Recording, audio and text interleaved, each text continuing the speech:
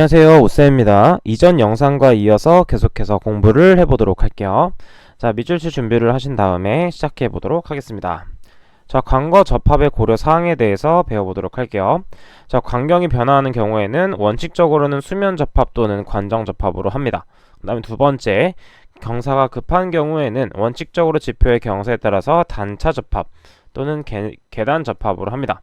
자, 세 번째, 두 개의 관거가 합류하는 경우에 중심 교각은 되도록 60도 이하로 하고, 합류하는 경우에는 곡률 반경은 내경의 5배 이상으로 한다 돼 있는데, 이게 무슨 뜻이냐면 합류하게 되면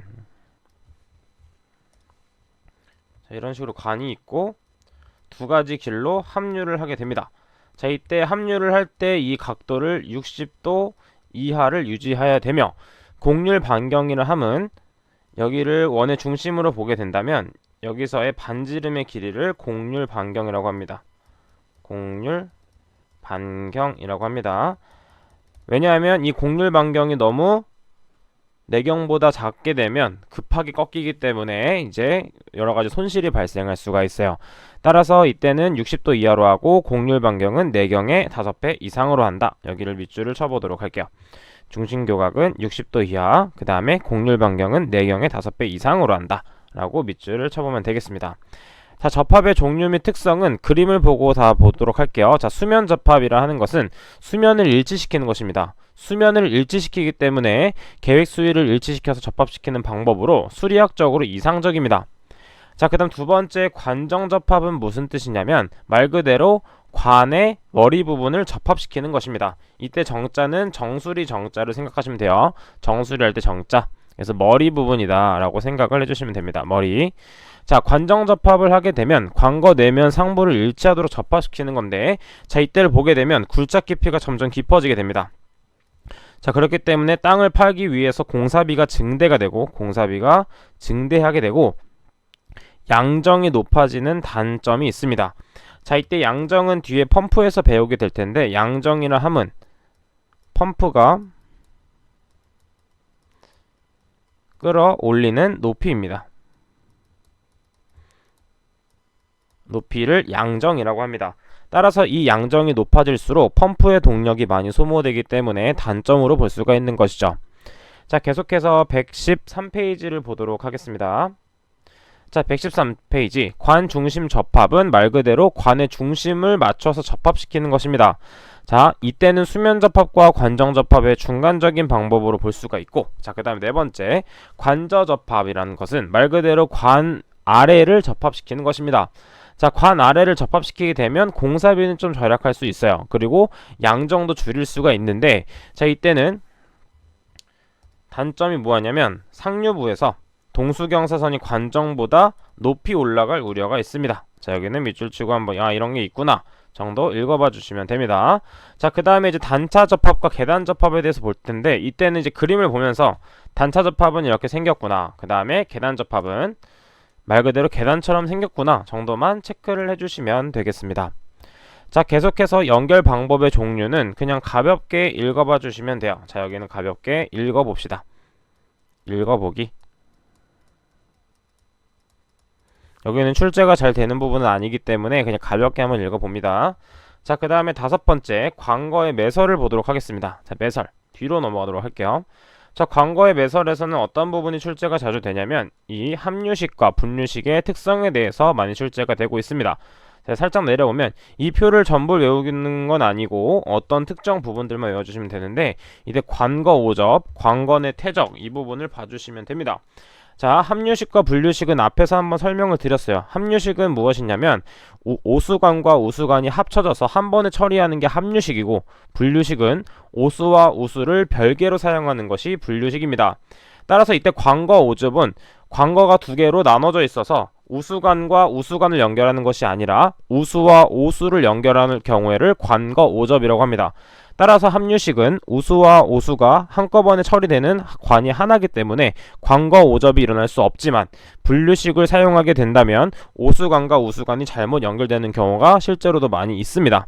따라서 관거 오접, 그 다음에 관건의 퇴적을 보게 되면 밑으로 살짝 내려볼게요. 자, 관건의 퇴적을 보게 되면 함유식에서는 청천시에는 수위가 낮고 유속이 적어 오물이 침전하기 쉽다. 하지만 우천시에는 수세 효과가 있기 때문에 관건의 청소 빈도가 적을 수 있다.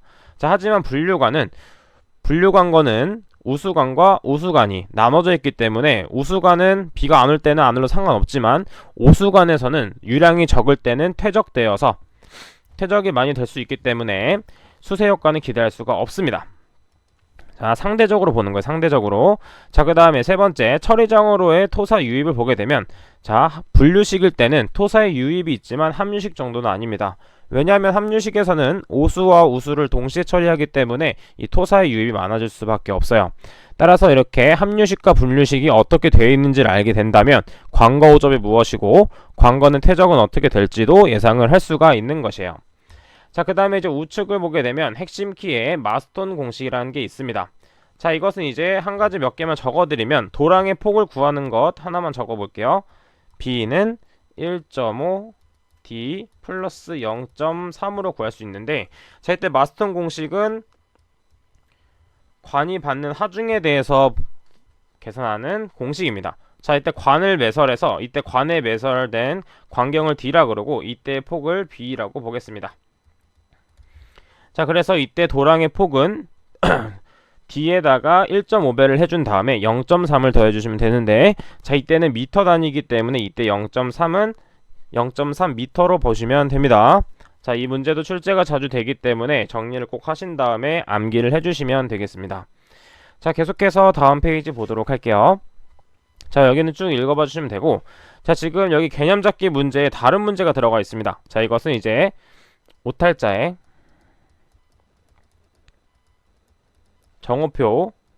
정오표에 올려드렸으니까 그 문제를 같이 풀어봐 주시면 되겠어요. 자, 이건 문제를 삭제해 주시면 됩니다. 앞에 있는 문제입니다.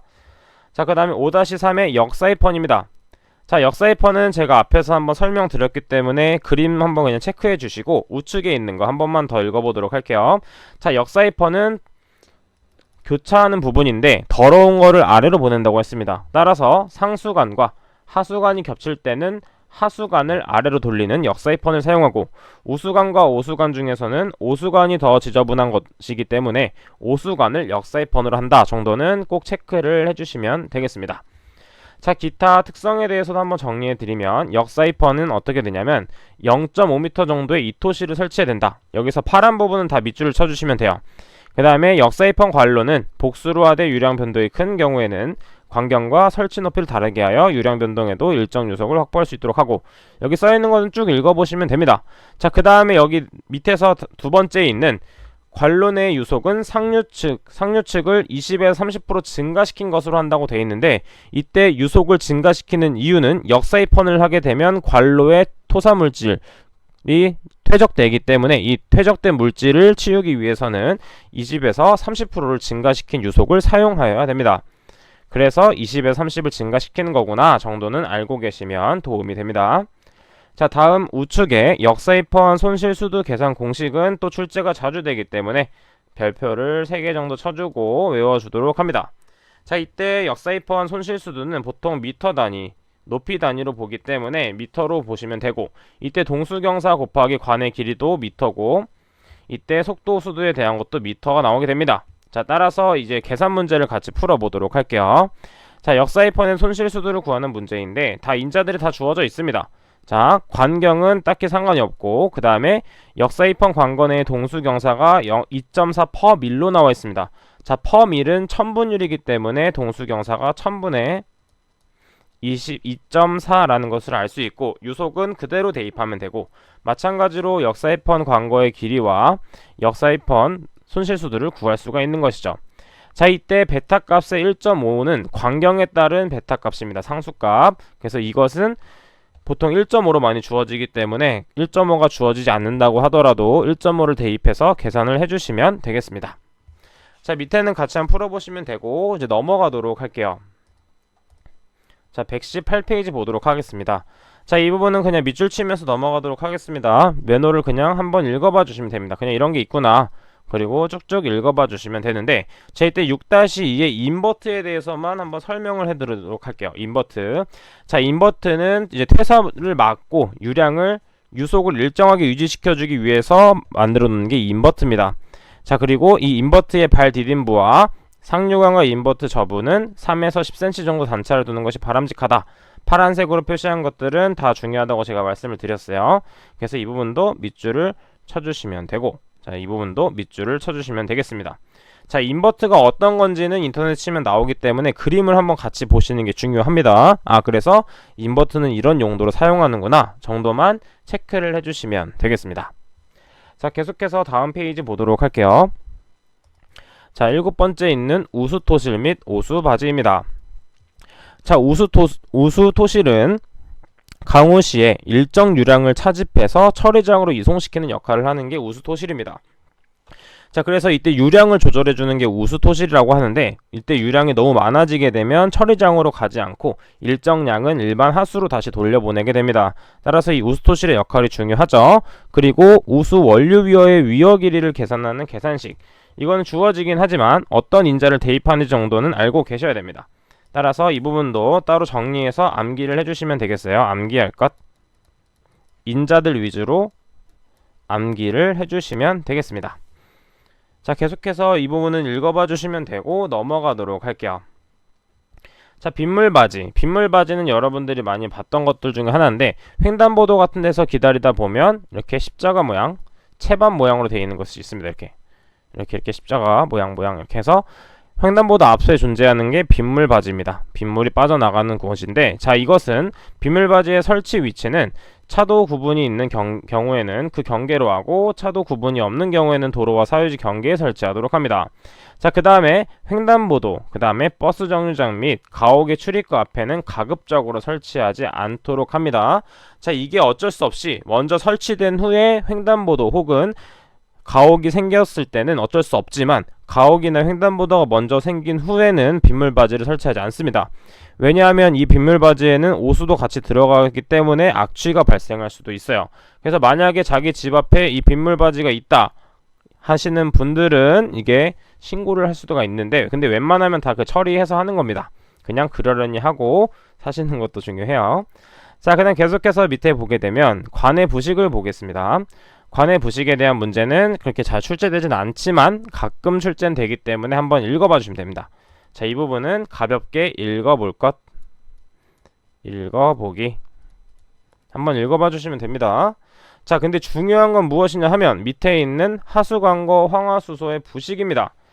그 다음에 황화수소가 발생하기 때문에 부식이 발생하는 것인데, 따라서 하수관 내에 황화수소 발생 조건을 알아두는 것이 중요해요. 왜냐하면 이거는 실기에서도 많이 출제가 되기 때문입니다. 자, 빨간색으로 하겠습니다. 중요하기 때문에. 여기도 별표 3개. 자, 황화수소는 제가 앞에서 설명드렸던 것처럼 혐기성 상태에서 많이 발생을 합니다. 따라서 용존산소가 존재하지 않을 때 결핍하게 되면 황화수소가 발생하게 되고, 황산염에 환원이 됐을 때 또 황산이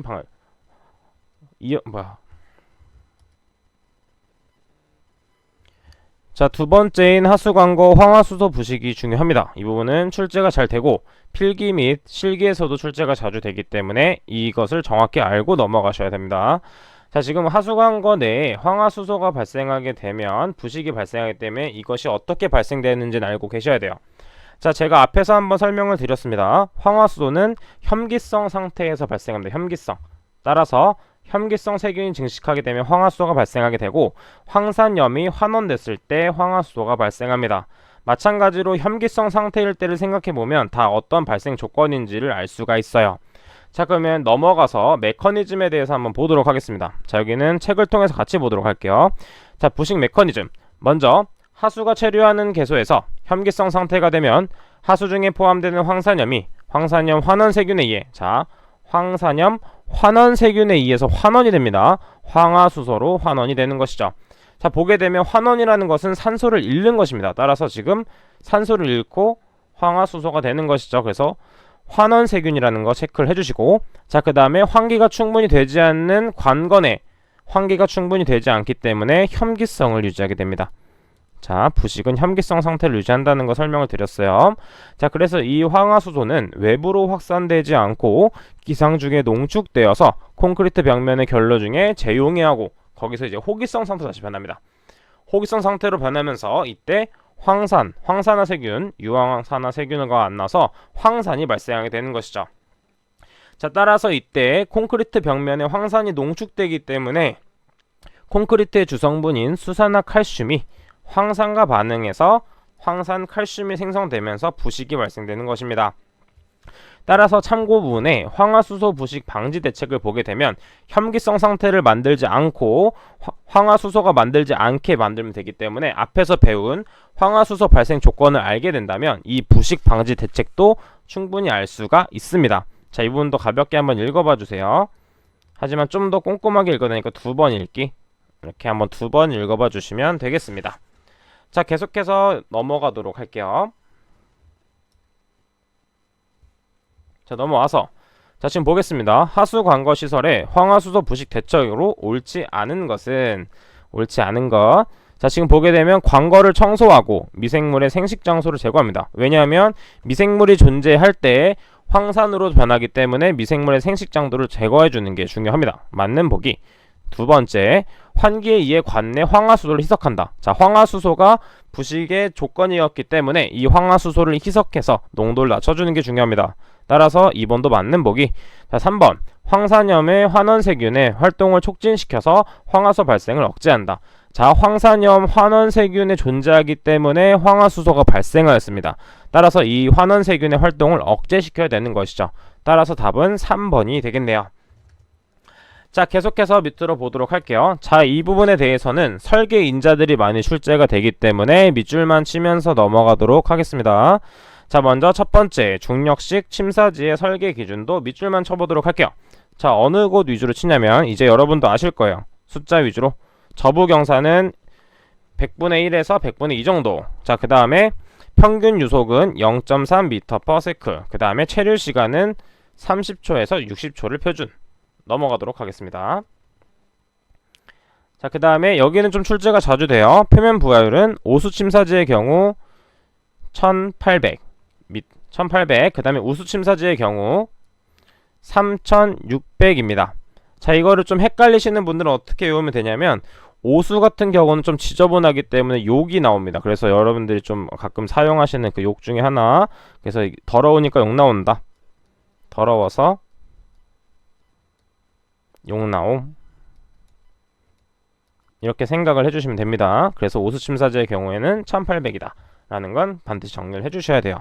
자, 계속해서 포기 침사지의 시설 기준도 같이 정리를 해보자면, 자, 마찬가지로 체류 시간 체크, 그 다음에 유효 수심과 여유고 체크, 그 다음에 바닥 깊이 체크, 그 다음에 송기량도 체크해주세요. 이 숫자들을 바꿔서 많이 출제되기 때문에 모두 체크해 주시는 게 좋습니다. 자, 문제는 여러분들이 풀어보시면 되고, 마찬가지로 유량 조정조도 밑줄 치도록 할게요. 자, 밑줄. 조회 용량도 많이 출제가 됩니다. 조회 용량은 계획일을 최대 호수량에 대해서 1.5배 이하, 그 다음에 2조 이상으로 하며 유효 수심은 3에서 5m로 합니다. 자, 계속 넘어가도록 할게요. 자, 조정 방법에 대해서는 그냥 가볍게 보시면 됩니다. 이 부분은 이제 실기 부분에서 가끔 출제가 되기 때문에 그냥 이런 것이 있구나 정도만 읽어봐 주시면 됩니다. 자, 읽어본 다음에 넘어가도록 할게요. 자, 넘어가서 이제 침전지를 보겠습니다. 침전지도 마찬가지로 인자들만 밑줄을 치도록 하겠습니다. 자, 밑줄, 길이비 밑줄, 그 다음에 폭과 깊이비도 밑줄, 그 다음에 원형 및 정사각형의 경우 비율도 밑줄, 그 다음에 침전지 수는 최소 2지 이상. 그래서 또 내려가 보도록 할게요. 자, 지금 보게 되면 분류식의 경우에는 표면 부하율 35에서 70. 근데 지금 보게 되면 함유식도 똑같이 나와 있습니다. 자, 여기도 오탈자가 발생이 되었습니다. 자, 여기 수정하도록 할게요. 35에서 70이 아닌 25에서 50입니다. 자, 여기는 수정을 해놓은 수정, 오탈자. 수정을 해주시면 되겠습니다. 자, 마찬가지로 유효 수심은 2.5에서 4m를 표준으로 합니다. 자, 파란색으로 표시되어 있는 것들은 출제가 많이 되었던 거기 때문에 그것들 위주로 반드시 암기를 하시고 나머지 인자들도 같이 봐주시는 게 중요합니다. 자, 마찬가지로 밑에도 2차 침전지 시설 기준도 각각의 밑줄 쳐주시면 됩니다. 자, 이렇게 정리를 하게 됐는데, 자, 지금 뒤에도 보게 되면 기타 시설 기준, 유효수심 이런 게 나와 있죠. 그 다음에 표면 부여에 대한 문제도 잘 출제가 됩니다. 자, 상하수도는 이렇게 밑줄 치는 부분이 많기도 하고 인자들 외우는데 좀 어려울 수도 있지만 기사 시험을 보게 되면 출제되는 부분은 반드시 그 부분만 많이 출제가 됩니다. 따라서 너무 어려워하시지 말고 기출 문제를 풀 때는 여러분들이 정리해둔 노트를 보면서 풀다가 나중에 따로 또 암기를 하시는 게 중요합니다. 자, 여러분들 수고 많으셨고 다음 영상으로 찾아뵙도록 하겠습니다. 감사합니다.